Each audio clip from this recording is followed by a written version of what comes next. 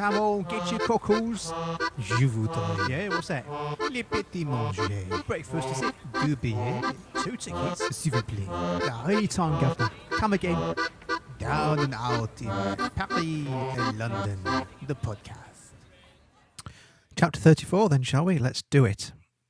We start off with a time marker, don't we, the next morning? Just as we'd expect. That forward narrative progression.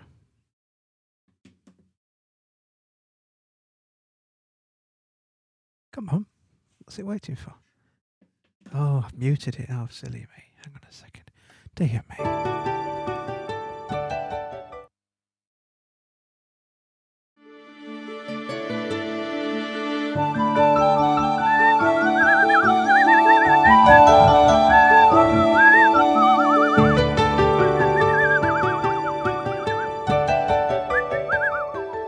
The next morning, our money being at an end, Paddy and I set out for the Spike. We went southward by the Old Kent Road, making for Cromley. We could not go to a London Spike, for Paddy had been in one recently and did not care to risk going again.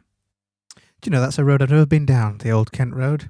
But there it is, a proper noun. I mean, I've landed on it in Monopoly, don't get me wrong. Old Kent Road, one of the brown ones, isn't it? The cheapy ones. But no, never been on it. But it's real, it's authentic, it's proper nouns. It was a 16-mile walk over asphalt, blistering to the heels, and we were acutely hungry. Paddy browsed the pavement, laying up a store of cigarette ends against his time in the Spike. In the end, his perseverance was rewarded, for he picked up a penny. We bought a large piece of stale bread and devoured it as we walked. When we got to Cromley, it was too early to go to the Spike, and we walked several miles further to a plantation beside a meadow, where one could sit down. It was a regular caravanserai of tramps. One could tell it by the worn grass and the sodden newspaper and rusty cans that they had left behind. What a fantastic word that I never knew existed until I read this book. Caravanserai. And that's where we get the word caravan from. Who would have thought it? I have a feeling that caravan comes from the, I don't want to say Hindu or Punjab language. I might be wrong, but I have a feeling it does. And that's the longer caravanserai, meaning a gathering to rest. What it means, a gathering of people or gathering a place to rest for the night. And then the polysyndeton there, one could tell by the worn grass and the sodden newspaper and rusty cans that they left behind. So there's the polysyndeton to show the range of debris and clutter that they've left in their detritus left over. Other tramps were arriving by ones and twos. It was jolly autumn weather. Nearby, a deep bed of tansies was growing. It seems to me that even now I can smell the sharp reek of those tansies warring with the reek of tramps. So tansies are those herbaceous plants. They're a very strong yellow colour. Can you have a strong yellow colour? Don't know, bright yellow colour. But they have a strong smell, strong bitter smell as well. Or is it sweet smell? No, it might be sweet. Oh, I don't know. Sharp reek. I'm not great on plants, I must admit. Let me just double check so we know, so we can get this right. Because, it's important stuff, isn't it? We don't want to get our tansies wrong. Tansies. Here we go. Tansy. Yeah, like a weed. Oh, yeah, you've seen them. Little, you'll see them by the side of the road in the like cow parsley and dog daisies.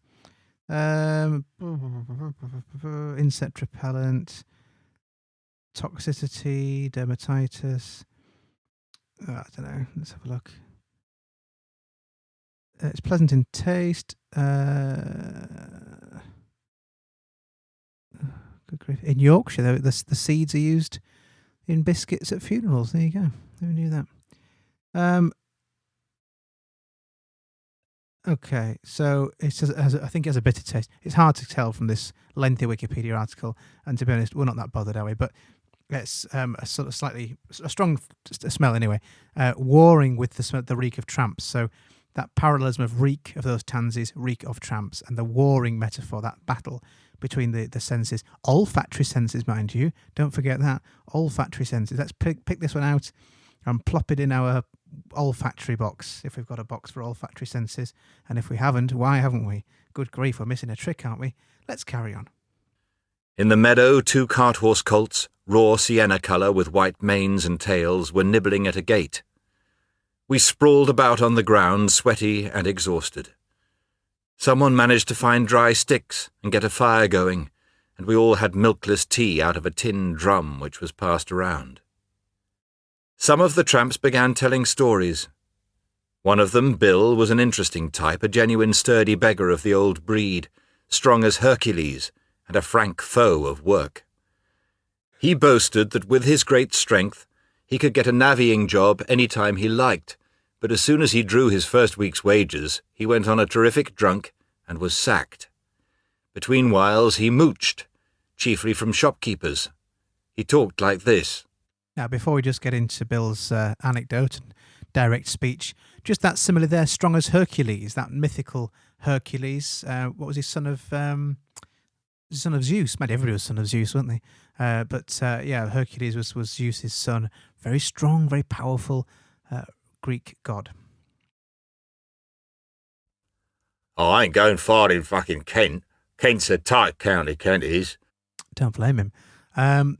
So we've got the direct speech, we've got the dialect represented through the elision in the way it's written in the text. There's too many been mooching about here. Fucking bakers get so they'll throw their bread away sooner than give it to you. Now Oxford, that's the place for mooching, Oxford is.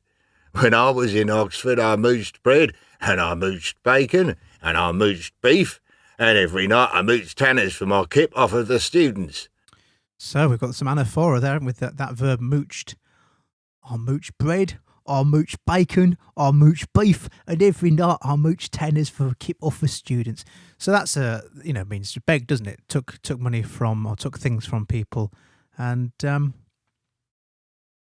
so just reinforcing, I suppose, re-emphasising, if you like, illustrating how much mooching is going on down in Oxford.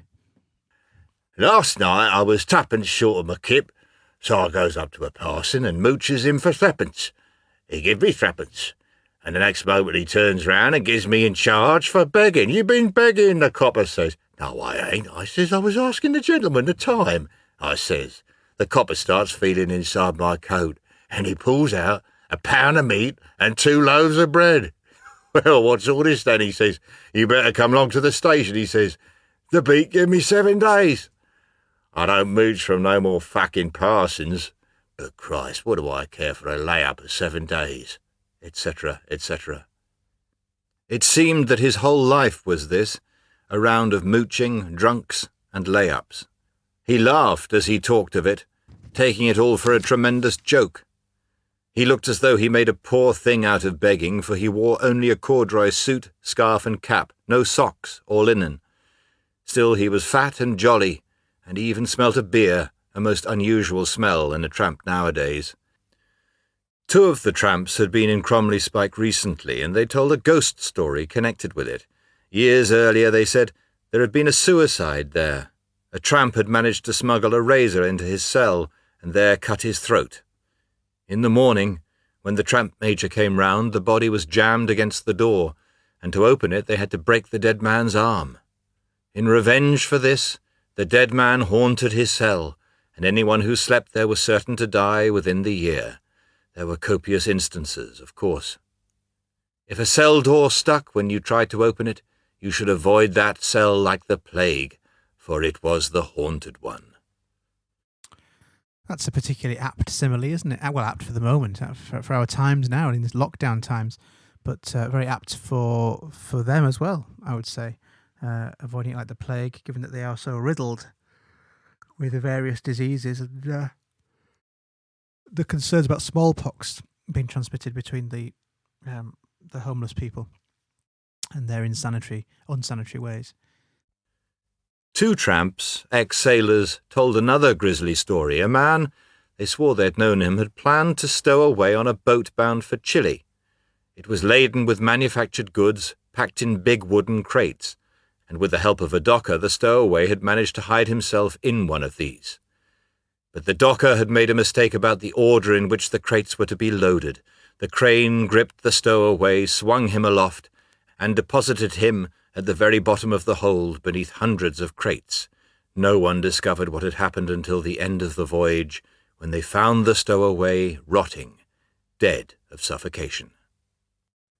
Another tramp told the story of Gilderoy, the Scottish robber.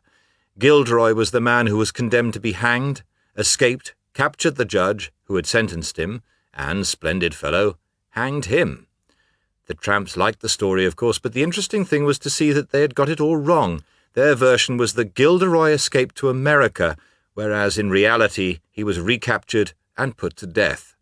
The story had been amended, no doubt deliberately, just as children amend the stories of Samson and Robin Hood, giving them happy endings which are quite imaginary. So, in among these anecdotes, it's probably quite useful to reflect for a moment on the way in which the tramps, the homeless, and also in Funda's text, the Stasi men and the people she meets, Julia, for example, the way in which, and Miriam, the way in which they adapt their stories, distort the truth sometimes, and that's certainly the case here. That we are a people of stories. We love stories. That's what brings us together. That's what has always brought us together from prehistoric times, really, or well, not quite prehistoric times, but you know what I mean. That stories are what keep people going, and that's what we still work in stories now. If you think of social media, we're still interested in what's their story, what is on their story, and so we're fascinated by stories, and yet we adapt stories to meet our own needs sometimes, and meet our own realities, and create our own realities. So that's what we have here. And of course you would do if you're living a grim homeless life like this. You would need to adapt your reality because it's awful. To live like that is awful. So you would need to sort of you'd have to change the past almost. You'd have to adapt your own story, your own version of reality. And that brings us on to Gatsby, doesn't it? In a way, doesn't it? You can't recapture the past, Anyway, let's push on. This set the tramps talking about history, and a very old man declared that the one-bite law was a survival from days when the nobles hunted men instead of deer. Some of the others laughed at him, but he had the idea firm in his head. He had heard, too, of the Corn Laws and the Jus Primae Noctis. He believed it had really existed. Also of the Great Rebellion, which he thought was a rebellion of poor against rich. Perhaps he had got it mixed up with the peasant rebellions. I doubt whether the old man could read, and certainly he was not repeating newspaper articles. His scraps of history had been passed from generation to generation of tramps, perhaps for centuries in some cases. It was oral tradition lingering on, like a faint echo from the Middle Ages. Ah, there we go. Just as I was saying, this sort of oral tradition, this need to tell stories. It's as if I'd read his mind. Yeah. So there we are. I mean, this is that's all they have. These are illiterate in some cases. It's oral tradition. It's storytelling around the campfire, literally, or around the burning bin, or whatever it is that they sat around. In most cases. Paddy and I went to the Spike at 6 in the evening, getting out at 10 in the morning. It was much like Rompton and Edbury, and we saw nothing of the ghost. Among the casuals were two young men named William and Fred, ex-fishermen from Norfolk, a lively pair and fond of singing. They had a song called Unhappy Bella that is worth writing down. I heard them sing it half a dozen times during the next 2 days, and I managed to get it by heart except a line or two, which I have guessed. It ran, Bella was young and Bella was fair, with bright blue eyes and golden hair. Oh, unhappy Bella! Her step was light and her heart was gay, but she had no sense, and one fine day she got herself put in the family way by a wicked, heartless, cruel deceiver. Poor Bella was young, she didn't believe that the world is hard and men deceive. Oh, unhappy Bella! She said, My man will do what's just, he'll marry me now because he must. Her heart was full of loving trust in a wicked, heartless, cruel deceiver. She went to his house, that dirty skunk, had packed his bags and done a bunk. Oh, unhappy Bella! Her landlady said, Get out, you whore! I won't have your sort a-darkening my door. Poor Bella was put to affliction sore by a wicked, heartless, cruel deceiver. All night she tramped the cruel snows. What she must have suffered nobody knows. Oh, unhappy Bella! And when the morning dawned so red, alas, alas, poor Bella was dead, sent so young to her lonely bed by a wicked, heartless, cruel deceiver. So thus, you see, do what you will, the fruits of sin are suffering still. Oh, unhappy Bella! As into the grave they laid her low, the men said, Alas, but life is so. But the women chanted sweet and low, It's all the men, the dirty bastards. Written by a woman, perhaps. Indeed. So we've got the bathos, I guess, isn't it? That minor sentence at the end there, written by a woman, perhaps, is a minor sentence. It's not a full clause, really. So you've got a minor sentence, and that gives it that even greater sense of bathos, I would say. William and Fred, the singers of this song, were thorough scallywags, the sort of men who get tramps a bad name. They happened to know that the tramp major at Cromley had a stock of old clothes, which were to be given at need to casuals. Before going in, William and Fred took off their boots, ripped the seams, and cut pieces off the soles, more or less ruining them. Then they applied for 2 pairs of boots, and the tramp major, seeing how bad their boots were, gave them 2 almost new pairs. William and Fred were scarcely outside the Spike in the morning before they had sold these boots for 1 and 9pence. It seemed to them quite worthwhile for 1 and 9pence to make their own boots practically unwearable. Leaving the Spike, we all started southward, a long, slouching procession for Lower Binfield and Ide Hill. On the way there was a fight between 2 of the tramps. They had quarrelled overnight. There was some silly casus belli about one saying to the other bullshit, which was taken for Bolshevik, a deadly insult. Now, we've seen this before, the use of conflict or warring metaphors. We saw it before with the smell of the tansies warring with the reek of the tramps. And here this is the casus belli is the Latin for provoking a war. It's a step that might provoke a war. Like the assassination of Archduke Franz Ferdinand, of course, that was a famous one, wasn't it? And so it's sort of making this skirmish, I would call it, this fracas, a little skirmish between these tramps, and yet it's made to sound like it's some war, like it's a bigger thing. So it's also hyperbole as well. And they fought it out in a field. A dozen of us stayed to watch them. The scene sticks in my mind for one thing: the man who was beaten going down, and his cap falling off and showing that his hair was quite white. After that, some of us intervened and stopped the fight. Paddy had meanwhile been making inquiries, and found that the real cause of the quarrel was, as usual, a few pennyworth of food. We got to Lower Binfield quite early, and Paddy filled in the time by asking for work at back doors. At one house he was given some boxes to chop up for firewood, and saying he had a mate outside, he brought me in, and we did the work together. When it was done, the householder told the maid to take us out a cup of tea. I remember the terrified way in which she brought it out, and then, losing her courage, set the cups down on the path, and bolted back to the house, shutting herself in the kitchen. So dreadful is the name of tramp. They paid us 6pence each, and we bought a 3-penny loaf and half an ounce of tobacco, leaving 5pence. Paddy thought it wiser to bury our 5pence, for the tramp major at Lower Binfield was renowned as a tyrant, and might refuse to admit us if we had any money at all. It is quite a common practice of tramps to bury their money. If they intend to smuggle at all a large sum into the Spike, they generally sew it into their clothes, which may mean prison if they are caught, of course. Paddy and Bozo used to tell a good story about this.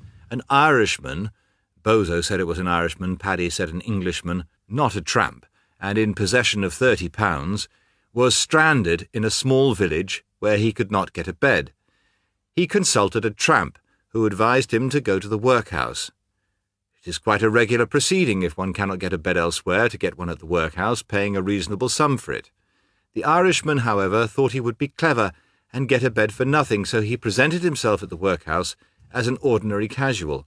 He had sewn the £30 into his clothes. Meanwhile, the tramp who had advised him had seen his chance, and that night he privately asked the tramp major for permission to leave the Spike early in the morning, as he had to see about a job. At 6 in the morning he was released and went out in the Irishman's clothes. The Irishman complained of the theft and was given 30 days for going into a casual ward under false pretences. So more of this bathos and this sort of build up and all the details of the story, and then at the end of it, this thwarted. Sorry, I was going to say foibled, but thwarted. Not foiled. I don't know. I've confused myself now. Thwarted plans at trying to make a quick penny here or there, or beat the system in some way. So it's more bathos in the fact that not only did the Irishman not beat the system, he was completely, crushed by it. And that's it for chapter 34. We're almost there, aren't we? Just 35, 36, 37, 38. 38's a little chapter, isn't it? So we're almost there. With the end is in sight. So let's finish there and we'll reconvene for chapter 35. Bye for now.